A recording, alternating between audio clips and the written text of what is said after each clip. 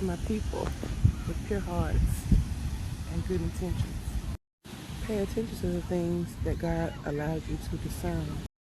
So many times we see the destruction before it even happens. We think that our pure hearts and good intentions can change yours. But if you're not careful, their wrong intentions will change your pure heart. Your desire for something more will never change the intentions of a person who has no intention of being right with you. Don't ignore what you've been shown. Take note, move accordingly, and go on about your business.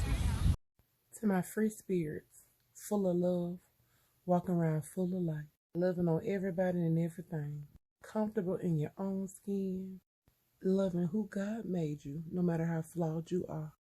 Stay away from people who are not happy being themselves. You can compliment them, encourage them, love on them, but until they accept and learn to embrace who God made them and love on themselves, their spirit of bondage will always fight with your free spirit. Fellas, come on in the room. Let's talk a minute.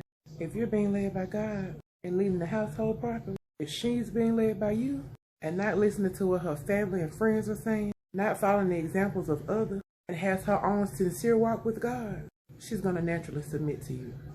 Dear future husband, the bedroom is not the place to argue. It is the place where we come together at the end of a rough day. You discuss your day with me. We lay down our burdens right before we lay down. If I made you mad earlier today, we're just going to have to talk about that tomorrow, because we most definitely have other business to tend to. If I happen to fall asleep, it doesn't mean that I'm not interested. All I need is a power nap and a nudge. I'm going to make it do what it do. To my people with big hearts, come on in the room. Let's talk a minute. We say I love you, and we do realize love is an action word. It's a verb. With that being said, it is time out for bending over backwards for people who wouldn't turn sideways for us. And by no means do I mean change who you are. I keep saying that. I'm not about to change how I love just because you don't line up with what I do. Because again, I do that because I love me. Because I do believe in putting out in the world what I wish to receive. So baby, listen. When you lay down that night, you think about the day you've had. If it doesn't make you feel good on the inside and the things you've done for those you love, if you're left feeling lifeless, sucked dry, just used, it's time to shift the atmosphere. Continue to be you, but be you somewhere else. Come on in the room, let's talk a minute. I don't want to be in any situation where I got to play a position. This ain't a game, and I can't pretend to be something that I'm not. Sure, I switch my hair sometimes twice a day. Sometimes my lashes are long, sometimes they're short. When I can't see at night, I actually put on my glasses. But all that I am that. Ain't no way for me to play it. You gonna either allow me to be all of me, or you gonna have to let me go. Come on in the room, let's talk for a minute. Well, in the car. I'm my mama's only child, and when I was growing up, she used to love to tell me, you were born by yourself.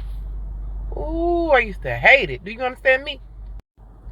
But now, at age 40, being a widow, I am learning that she said that for me then, for the present moment. See, a lot of times we be feeling like we can't do this, we can't do that, we can't move unless we got somebody to move with us.